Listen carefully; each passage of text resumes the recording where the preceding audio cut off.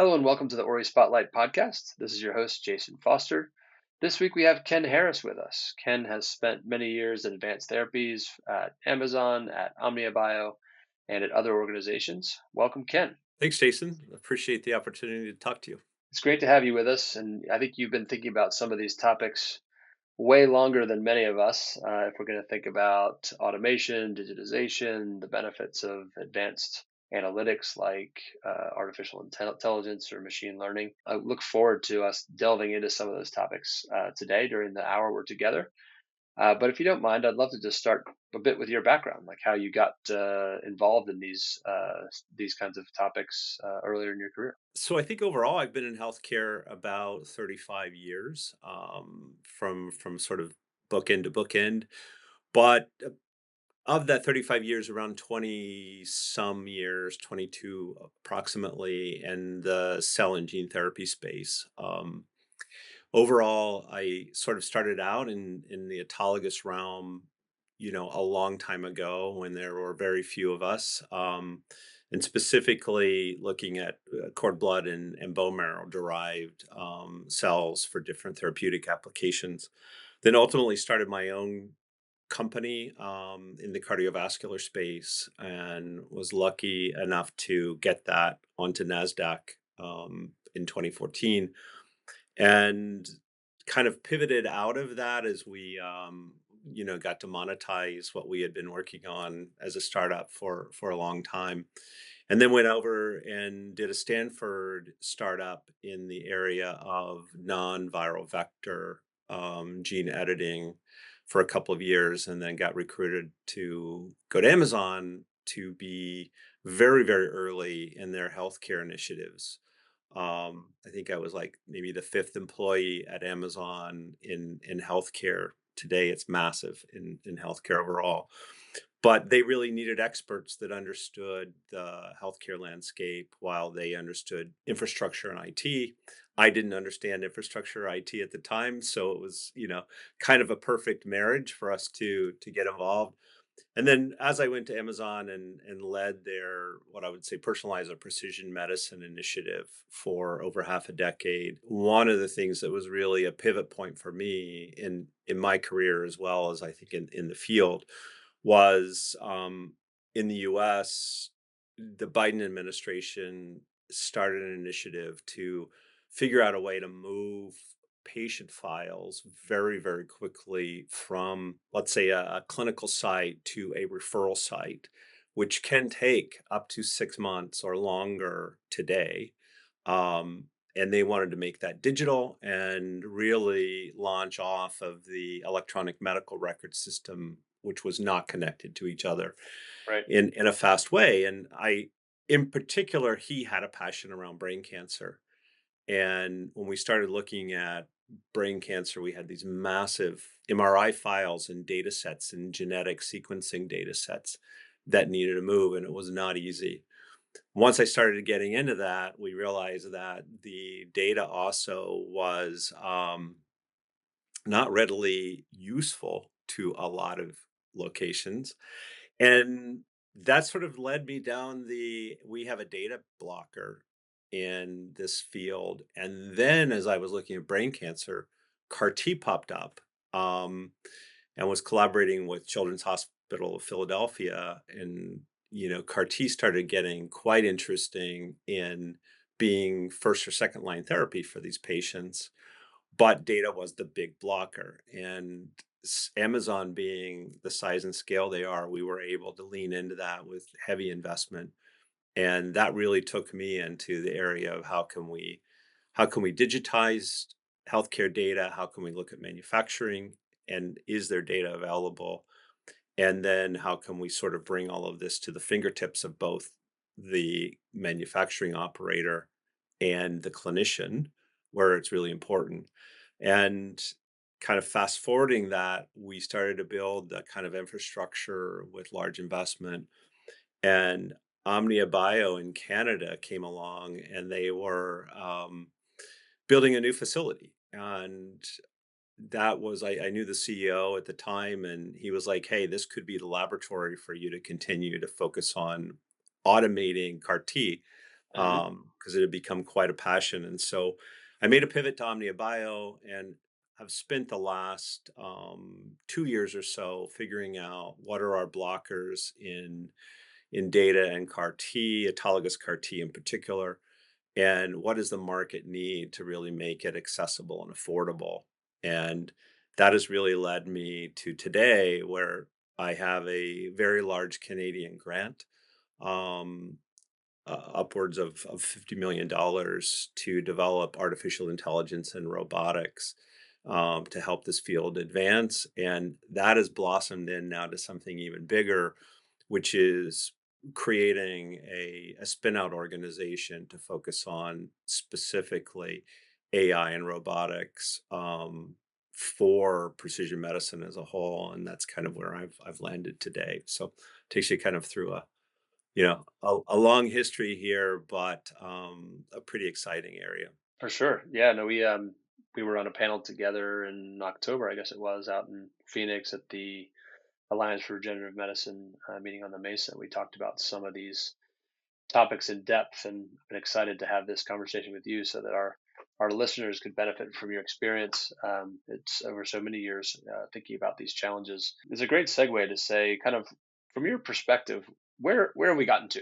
Kind of where are we at? If we were to do a temperature check of cell and gene therapy, you just alluded to one particular challenge that's near and dear to my heart around patient access. But would love to get your sense of, if we're taking score, where have we gotten to in advanced therapies as of today? Yeah, it's a very interesting situation because the biology started working in particular in immunobiology and in tumor therapy area. And when you look at CAR T as an example where it has been effective, we've now started to see the numbers ticking up in the number of patients that are getting it, not nearly enough, and we can talk about that, but starting to tick up because, yeah, the biology started to do what we all dreamed we wanted someday when we would grow up as an industry. And now all of the other blockers have come into play and sort of reared their head to say, yes, you've got the biology, but you don't have scale in the clinic, you don't have scale in manufacturing, and by the way, you have some toxicity issues with the current biology that need to be overcome as we dream about hitting millions of patients, over the next half a decade or so. And we have some hurdles to overcome before we get there. Well, let's try and kind of tie the pieces together for your vision of where the industry could go. So we've kind of looked at where it is today. We know, my summary is very similar to yours, to say I think the scientific burden of proof has been met. The clinical, the efficacy, the safety, those data points are with us to say CAR T and other cell therapies and gene therapies are broadly safe and effective. But really, we're facing a commercial and economic challenge as we move forward. Is that a fair summary? And where do you see the industry needing to head from here? Yeah, I mean, I think, as we look at CGT as a whole, I'll start with what works. And autologous CAR T works, and the clinical data is there. A lot of the other areas and focus and indications have been more rare disease based, and they're really not addressing big broad based population needs. But in oncology, the immunotherapy area, and specifically CAR T, it is working. And now as we transition from sort of liquid tumors to solid tumors, that really opens up, the lens to say what is the market looking like. And in our estimation, we think that if you removed all the blockers just for autologous CAR T, we could be looking at, 3 million patients treated per year in the next 5 to 7 years. So that's kind of the bright side of what things look like. So how do we get there, and what holds us back? And, big areas obviously are access and cost. And when you think about access, that's really capability regionally to build very complex therapies. And if you can't do it locally, then you've got to do it centrally. And the central capacity is pretty limited today and needs to be built out. And then once you think about building out the manufacturing or the centralized manufacturing approach, which may be the first step, then you've got all the clinical blockers that kick in. And in the US alone, we can only treat about 1,200 patients in the US at any given on any given day because of the side effects of CAR T. So there are finite limits on how many patients we can push into that pipeline until that side also grows up. So we've got a number of blockers to address.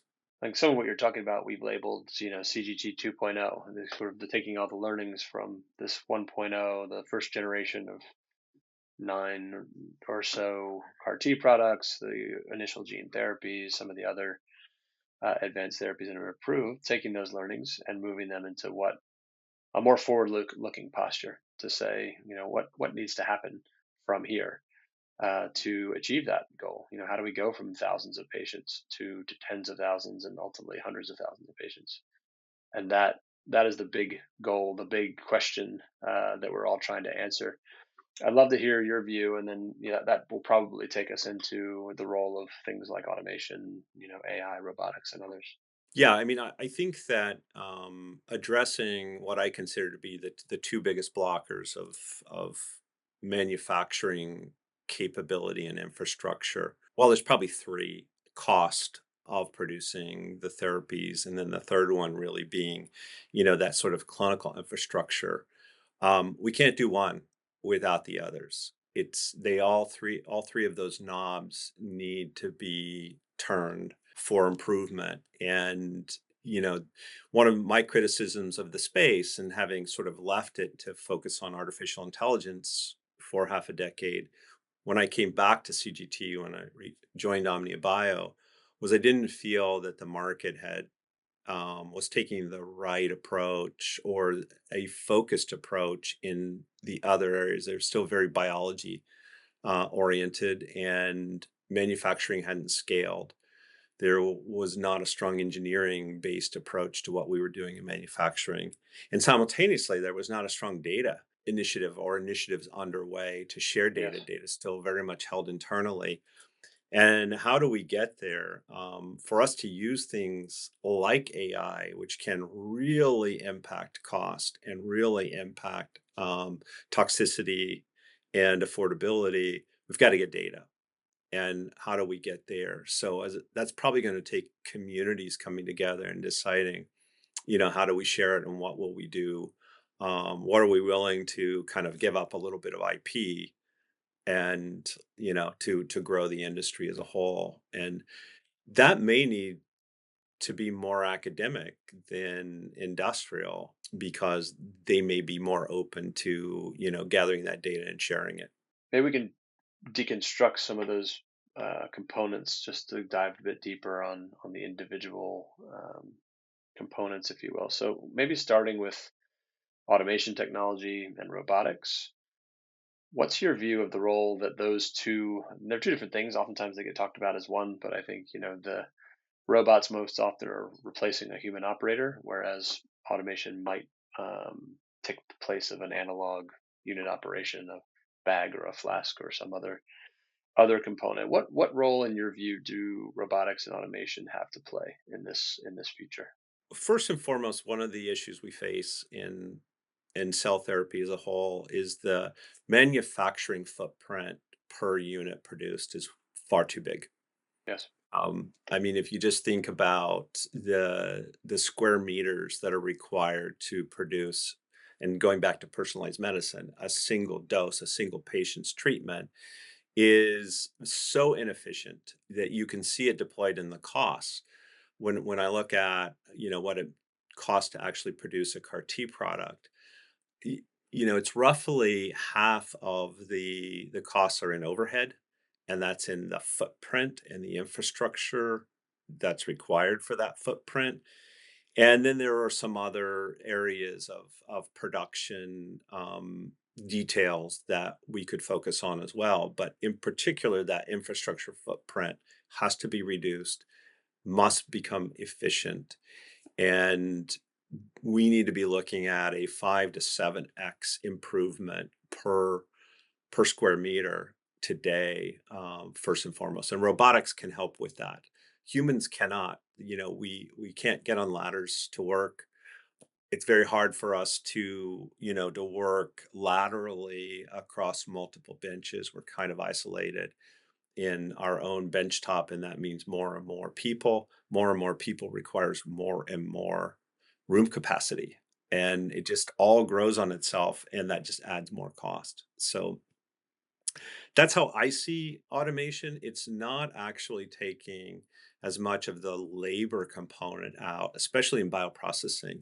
Reducing the labor cost doesn't measurably change the cost calculus, but changing the equipment infrastructure and the footprint and the efficiency there, that changes the calculus. We often quote the number 1,000 doses out of 1,000 square feet of clean room space, and hopefully it won't always be clean room space, because our platform is a closed system, and that speaks to exactly what you said, which is the ability to multiplex, shrink the footprint, take labor out where required, and let the tools, whether it be automation tools or robotics, do the work where it makes sense for them. And you had highlighted uh, kind of intrinsically in your discussion about AI and data the need for digital transformation. I mean, when you're talking about the status quo, and I've been to in many manufacturing facilities globally.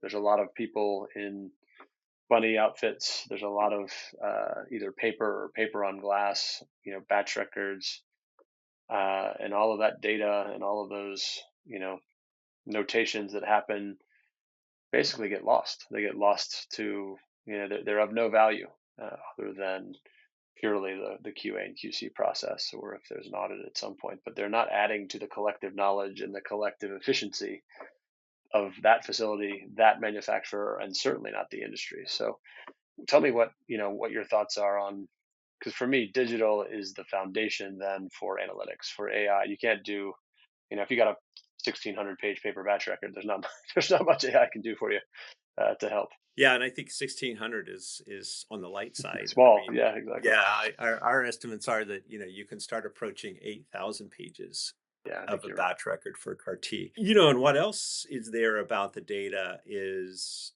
that 8,000 page batch record is the data we're capturing today. And I would go so far as to say, and we're not capturing enough data. Um, so if we started capturing all the things I would like to see us get, you'd be looking at a 15,000 page batch record equivalent if you were to print it out. So the only way you can get there is through digital engagement, and the only way you can harness the information the data is telling you about is through artificial intelligence.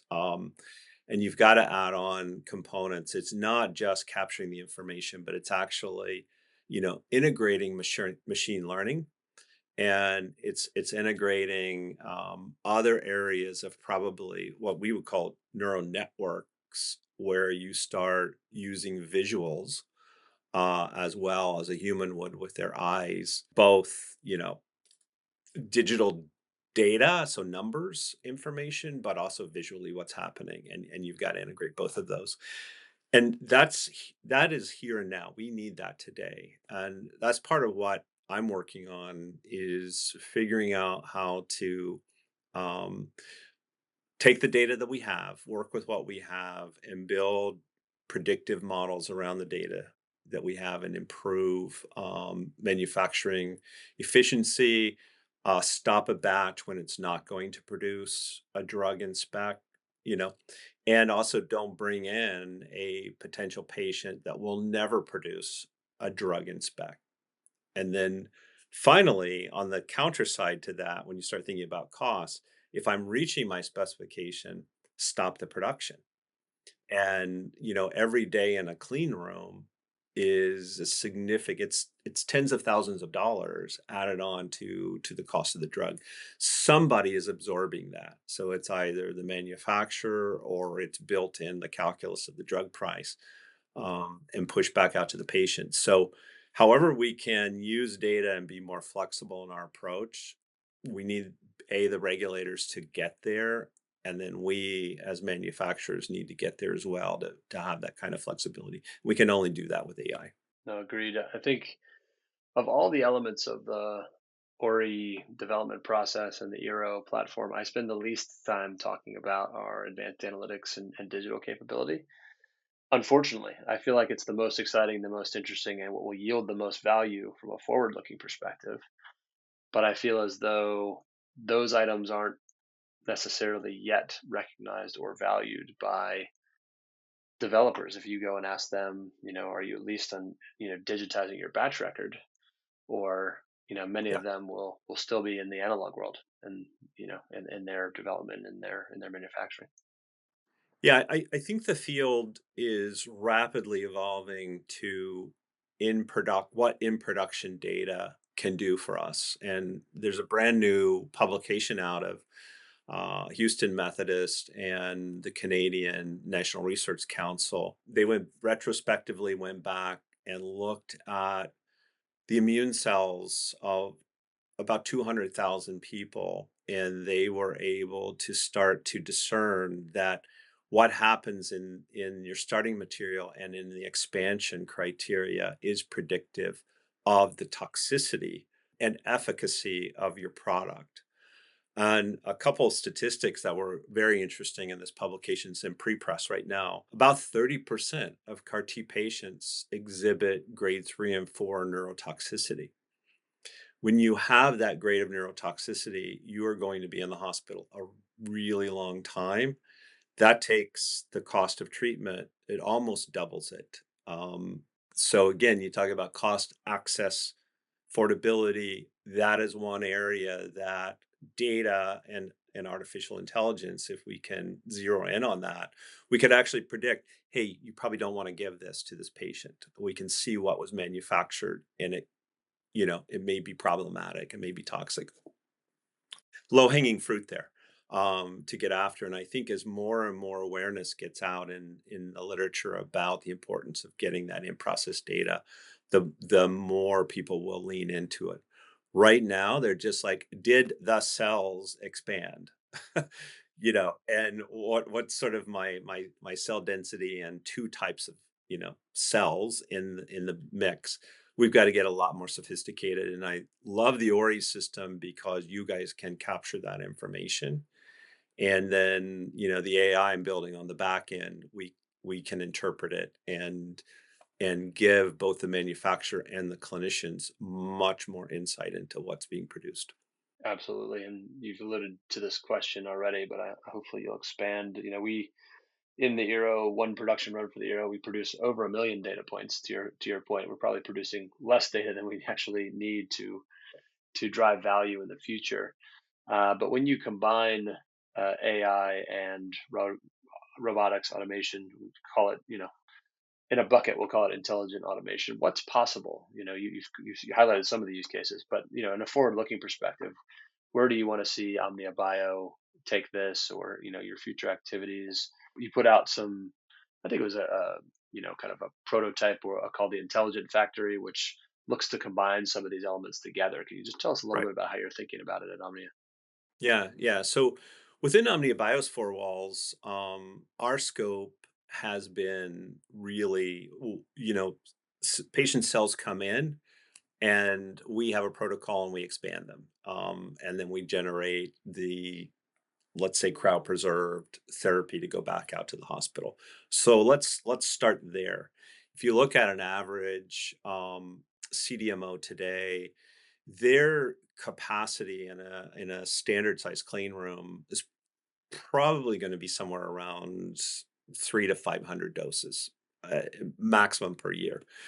Well, that really doesn't move the needle much as we think about uh, pushing through 3 million patients. How do we get there? We need to get the throughput up significantly.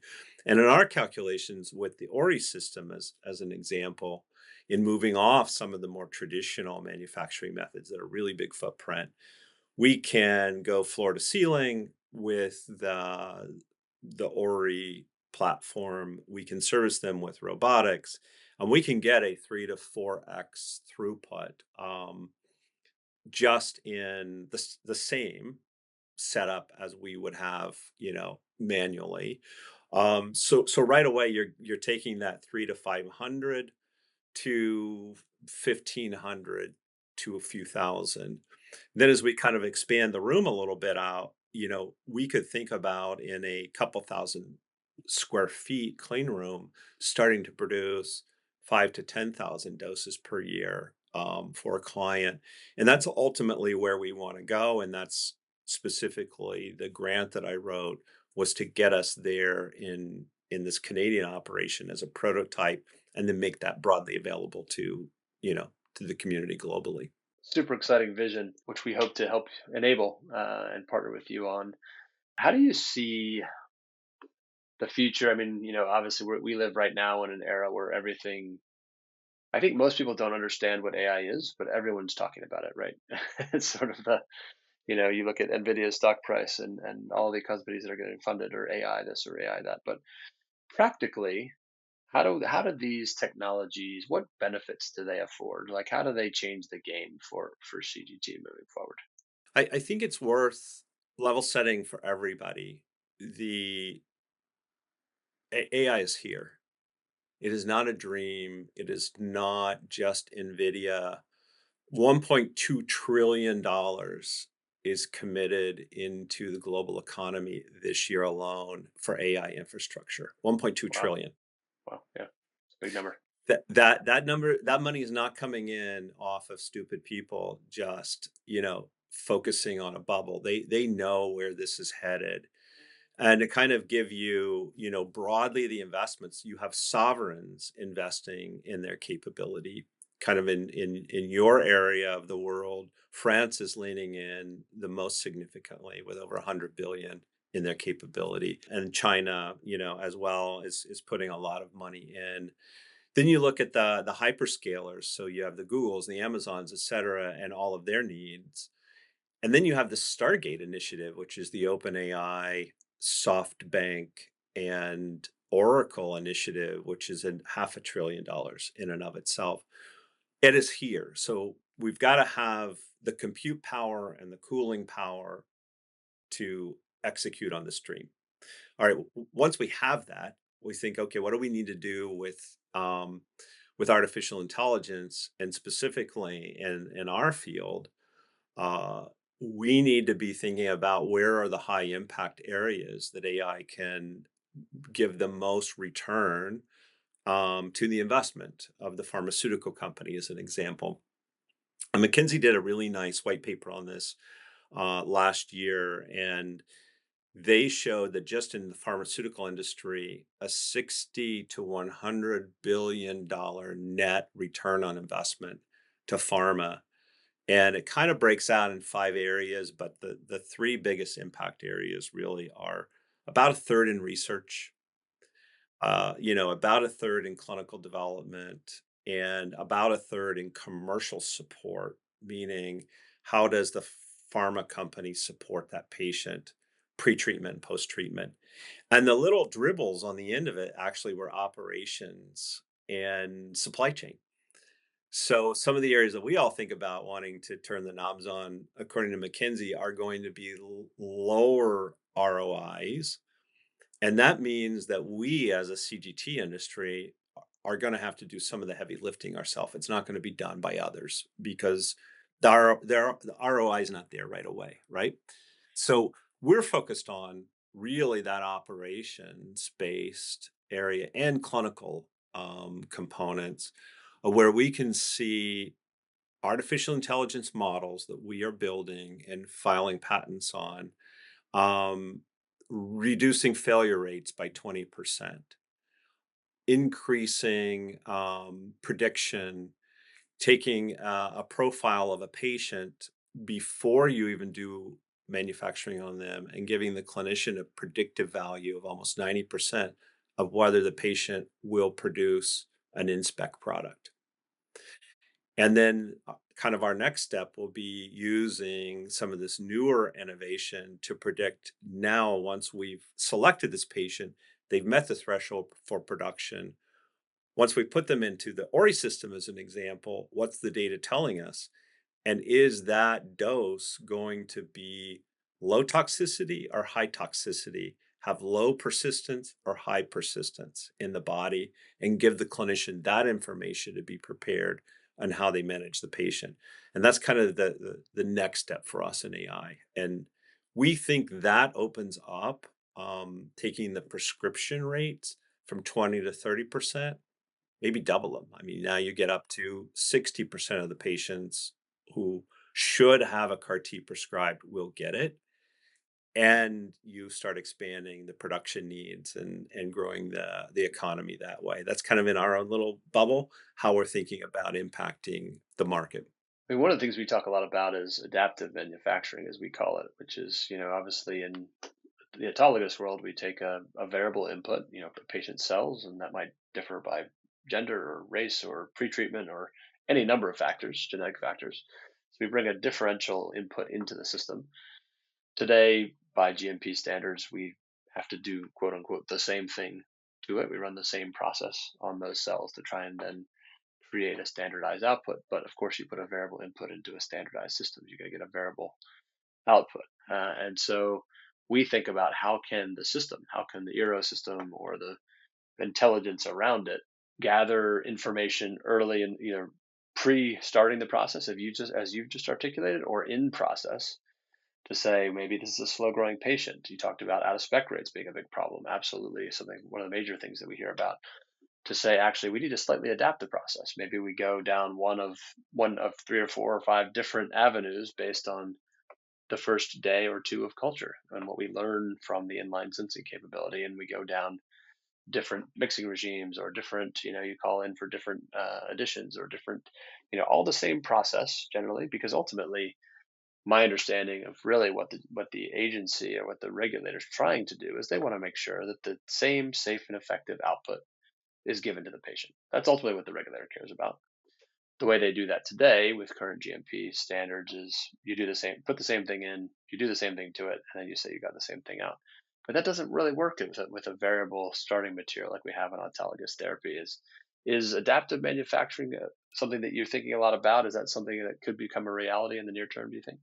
Yeah, I think it not only should become a reality, I think it will become a reality. And the US FDA did issue draft guidance in January around using artificial intelligence for prediction of a biological drug product in manufacturing because it's even in how we make CAR T today, even though we call it personalized medicine, it's still traditional pharmaceutical approaches. Is that you have your BLA and you're locked into this process, and the BLA is like stay on the line, no zero deviations, add A and add B. That's really not personalized or precision medicine. So we need the regulators to step into this, but we also need technology to be able to support, you know, providing that information. And I think that goes all the way back to academia as they're starting to think about phase one trials being designed much more flexibly than they have been before. And I kind of alluded this a little bit on in our panel in October is if you just are trying to get to the clinic very, very quickly on a single measurement of safety, as your phase one, you're going to miss the opportunity of building in that flexibility. And I definitely think that academia needs to be take off their structured hat, get much more flexible again, and think about ways that I could tweak this product for this patient and make it better, and be able to make that inside my IND a more flexible approach. And I think the regulators, at least on paper, are saying if you use artificial intelligence and it's predictive and it's reproducible, we will start to think about you doing that. So, how are we going to get there? Well, groups like mine can build those models. We can support the industry to think about the things they're probably not expert at. which is all the software, et cetera, and doing the data analytics, but we don't have the data. So we need folks to capture the data, and we cannot develop artificial intelligence without data. And I think that's going to be a big blocker, and that's really what's limiting how fast we can go. No, I definitely agree. You touched on the kind of theme of patient access earlier. There's a couple things that are generally, I think, accepted as current barriers to patient access. You did talk a little bit about costs. I think certainly these products generally are seen as expensive. I think we all know, having worked in this field for a while, cost and value are two different things. And but there is this sticker shock effect of having one product cost, let's say, $500,000.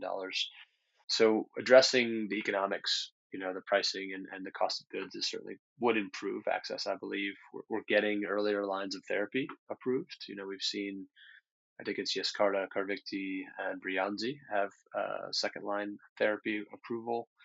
We're hoping that to get our first line approval this year in 2025. So that's exciting. But there's this question around, how do we not only get better access in the West, in the Western world, but all over the world.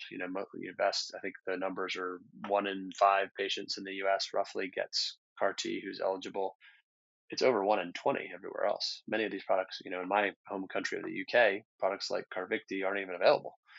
So you think about, what that means for somewhere like Africa or, other developing markets. How do we think about sort of?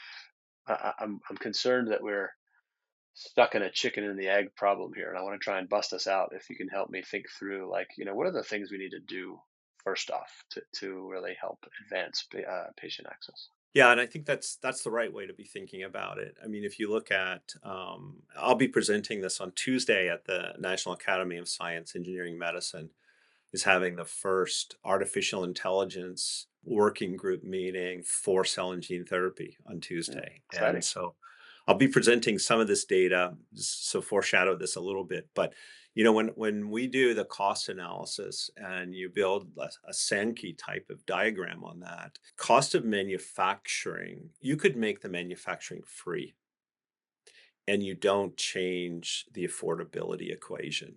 And to keep the numbers real simple, in the US, for example, the federal government prescriptively gives roughly a $500,000 maximum in reimbursement for CAR T therapy.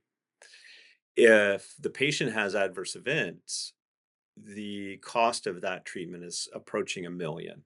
And so the hospital absorbs all of that loss because pharma gets their money. They charge it to the hospital. So we're really putting all of this on the back of the provider, and we've got to fix that. That's a reason why we have so few beds or treatment facilities available, is because it's not economically viable for them to do it. How do we do that? Well, we bring the toxicity down and we shorten the manufacturing time, and we probably think about, I kind of talked about centralized manufacturing maybe as a first step. Ultimately we're going to get to decentralized manufacturing where this is going to be produced locally, and that's where we need to get for access. But that'll take time. So as we think about doing that, you know what are the biggest knobs we can turn? Well, I think it is, what do you start with? Don't start a patient that shouldn't be started. And then what do you end with? And don't give a toxic dose. If I could pick two areas to go at right away, it would be those. And I don't see many manufacturing platforms, centrally or decentralized wise, that can give that kind of data output except the Ori system in today's market. And the in vivo market is out making lots of promises. We've got a lot of time to go to see if that's going to be real. And I would say we won't see anything like that at large scale for 7 to 10 years. So we've got to make the autologous program work and have accessibility. Now, I think to the base of your question, China's more successful at this. And one of the reasons I believe China's more successful is they're able to get the data. You give the data in China. The organization's able to look at that more centrally and figure out what's important and make those tweaks. We need to be thinking similarly here. I agree. I mean, I think the one of the things that often comes up in this discussion, in addition to decentralized manufacturing, is treatment in the community. You know, the structural barriers of having to go to a specialist center, maybe for sometimes a month, and to take your caregiver and displace your life. You can't work. You can't, do any of the things that you normally do. We need to make this a um, more normalized modality, right? This is no longer just the domain of those top academic centers or those top specialists. This should be normalized in the community oncology setting. And it's nice to see organizations like Legend Bio. I think they are dosing about 40% of the patients in their trial in the community, and that speaks also to the ability to manage side effects and toxicity in those settings as well. For me, it's a kind of a normalization question. We don't do there are very few therapies that only happen in 6 or 8 centers across the U.S. or 10 or 12 or whatever the numbers are. So I think as we look to not only expanding beyond oncology but thinking about autoimmune disease, it's going to take a whole new delivery methodology, or it's a whole new patient population. They're in different places. They're going to get diagnosed and treated in different places.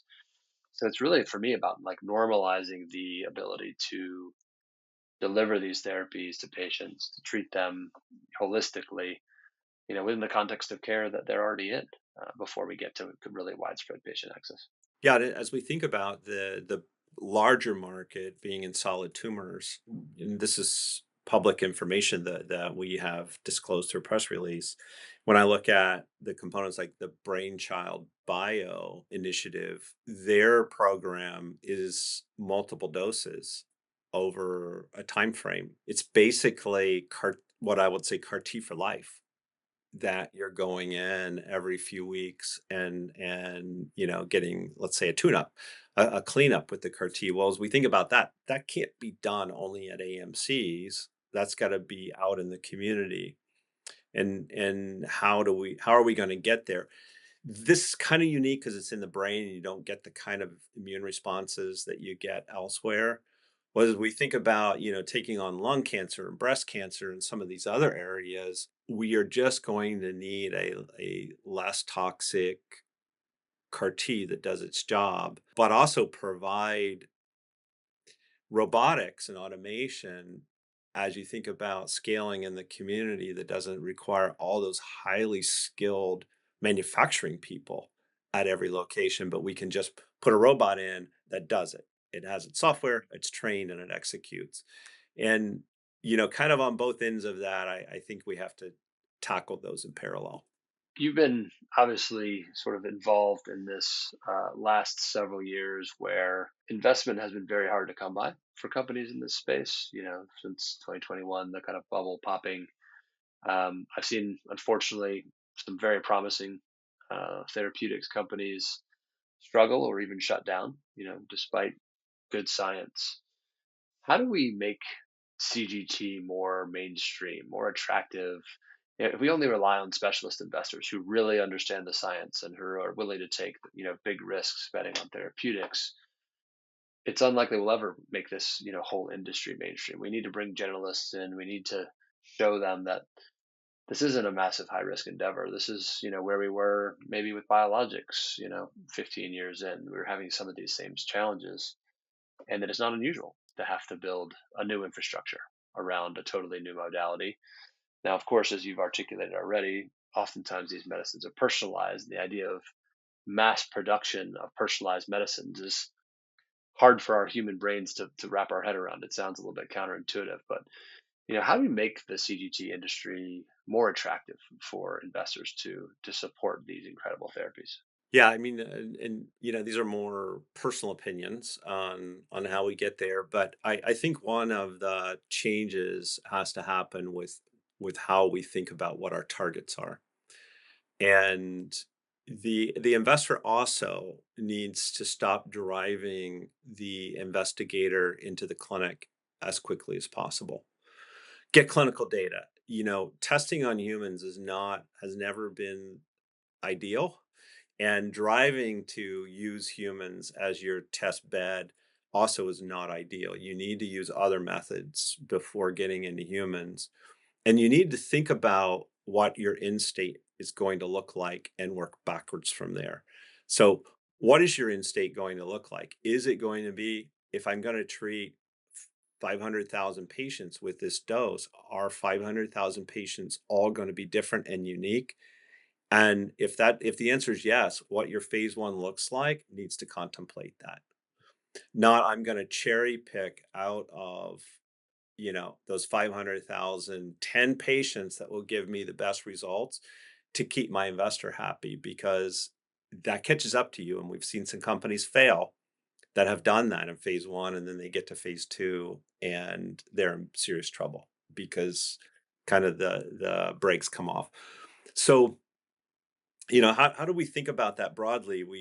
I think prediction and analysis of big data is the way that will give the tools to these investigators to see, inside, kind of the forest of where there are points to identify and focus on and develop around. And artificial intelligence can do that. I always, equate this to the fact that I can take a software package, and and this is done in national security every day, and we can input everybody's credit card transactions and phone records, et cetera, and we can find terror cells of 5 people in that massive data based on linkage. We can do the exact same thing in biology as well. And when you look at some of the things like Somite, for example, in Boston, is doing with a foundation model for iPSC derived cells that was developed at MIT. That is exactly what they're doing. And Mm. that's what's so exciting about artificial intelligence. I mean, you articulated this, what you've articulated, the kind of rush to the clinic, the old, what I call the old biotech playbook, that investors keep trying to shoehorn into advanced therapies. It's just not working. And we need better tools. We need more educated investors about this next generation of tools that are around, that are available to us.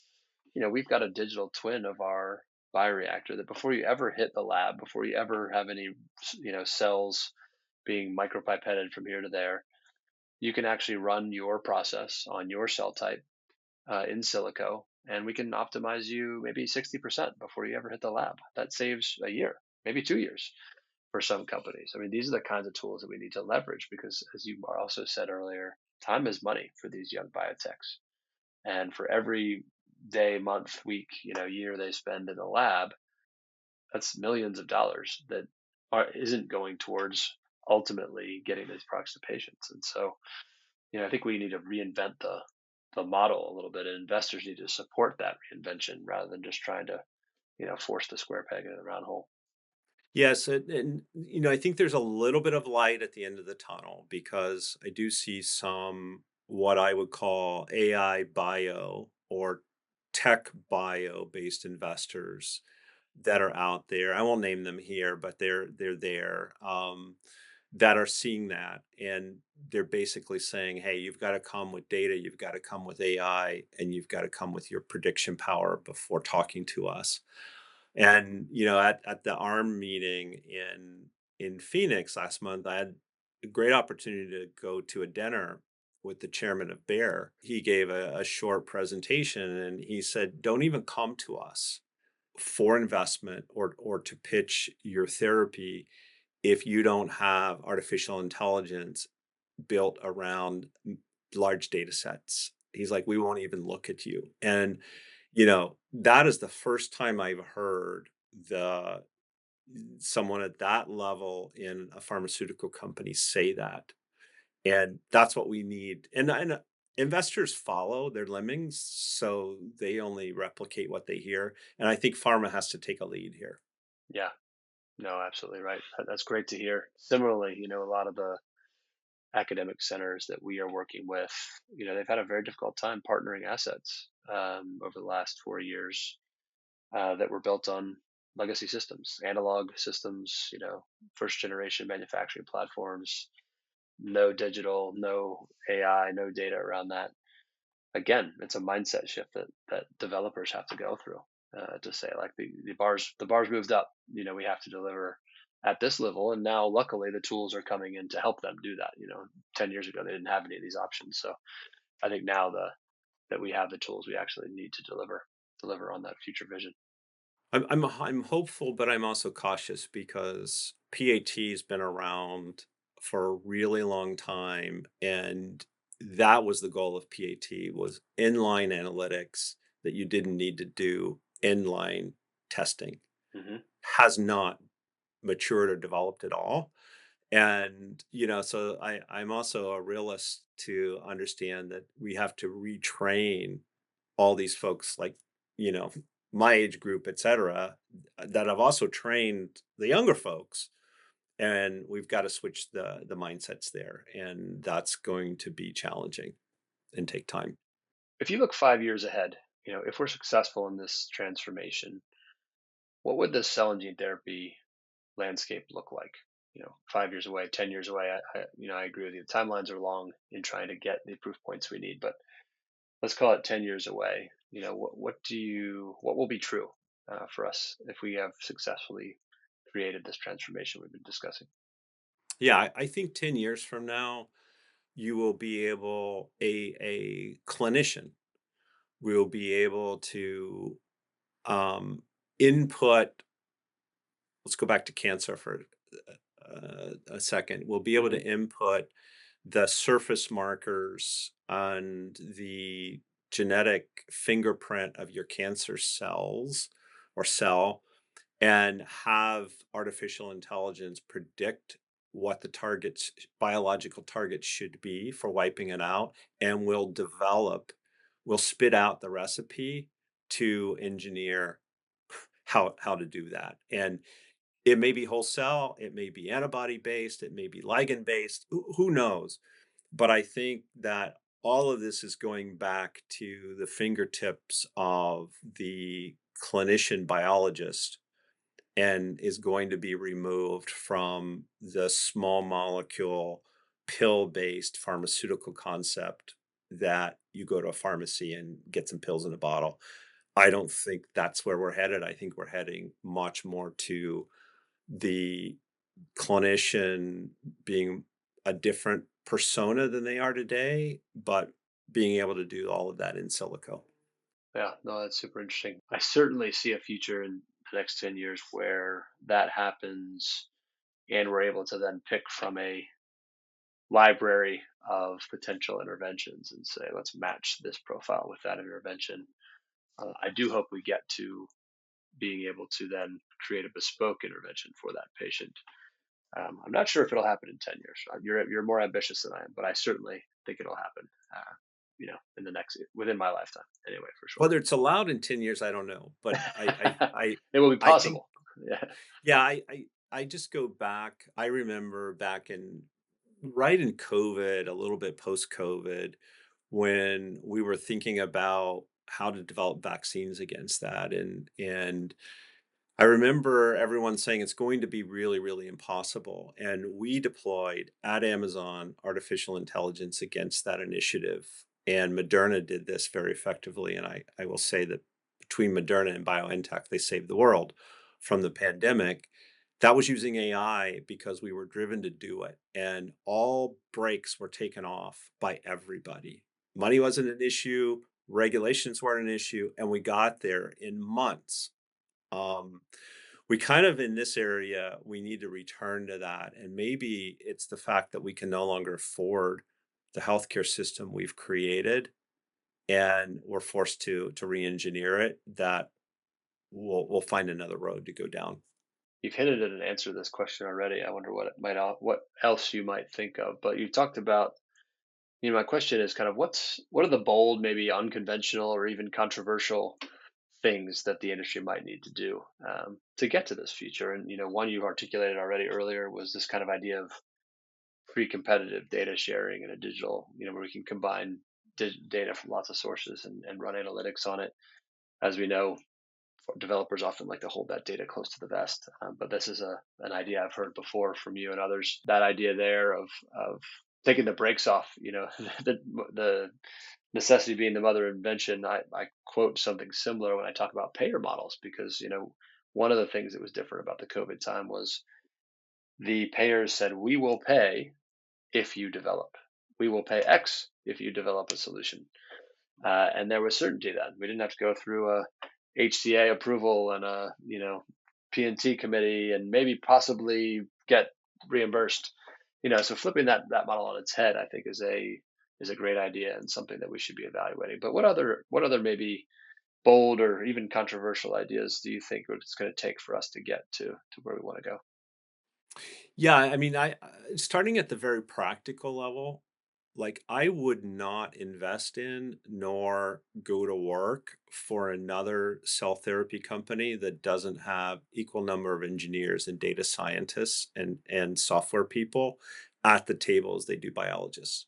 It's like if I look at the chemistry of the team, if it's the old school of all these biologists sitting there trying to screw around with cells, not getting my time Right. or investment. So I think that's one really practical change, and investors should insist on that. The other area is really to think about how you are using even publicly available data sets and harnessing the information that's already out there, because it tells you a lot. I mean, this paper I was mentioning early on in today's conversation that is in pre-press, that was all publicly available data, and they were able to predict neurotoxicity with over an 80% probability just using the public data.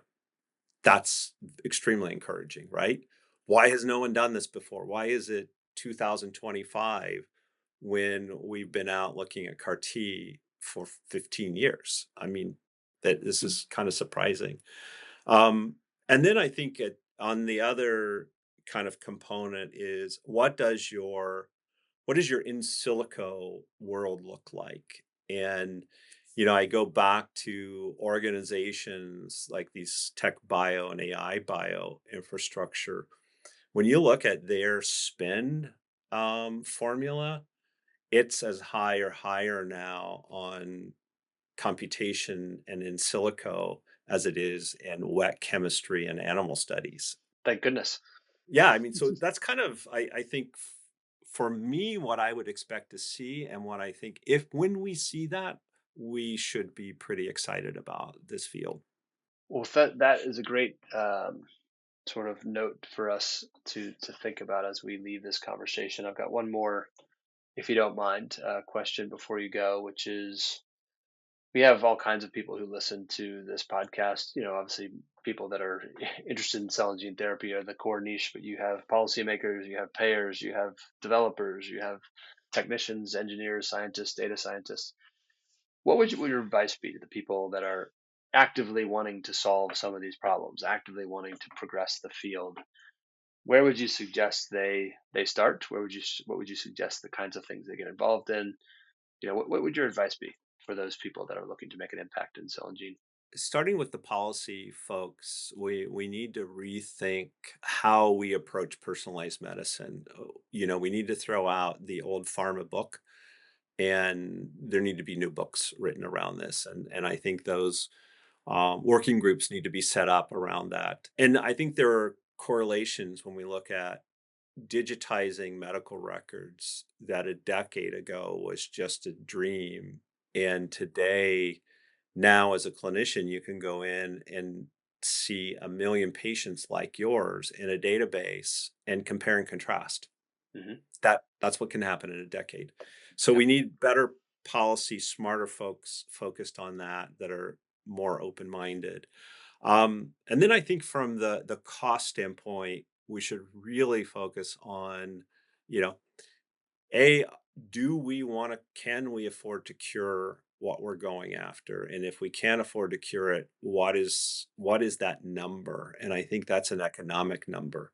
And we need to work backwards from that, because if the payers or the government or the national health system, like, we can only afford $100,000 treatment, we shouldn't be out spending billions on developing $1 million treatment, because it's just not going to go anywhere.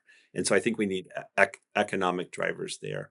And I have not seen that in the cell and gene therapy space the way I see that in some of the more traditional therapeutic space, where there really are pharmacoeconomic numbers that drive decisions.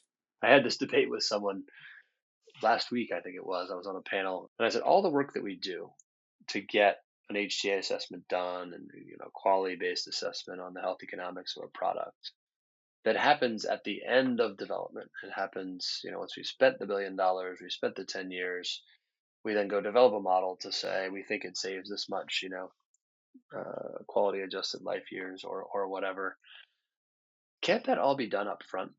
Can't we say we think, we can look at incidence rates, we can look at spend against certain diseases or certain prevalence, and we can say you health system X are spending, Y amount on this disease.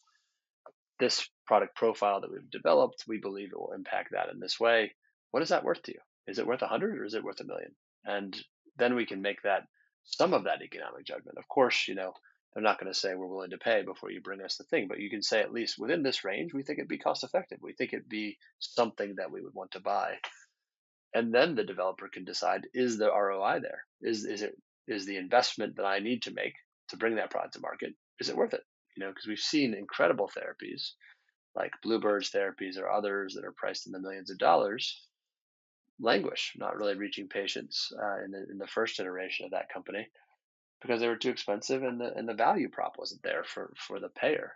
This seems to be something that we should be able to at least address in part upfront before those massive investments are made and then those 10 decades are lost.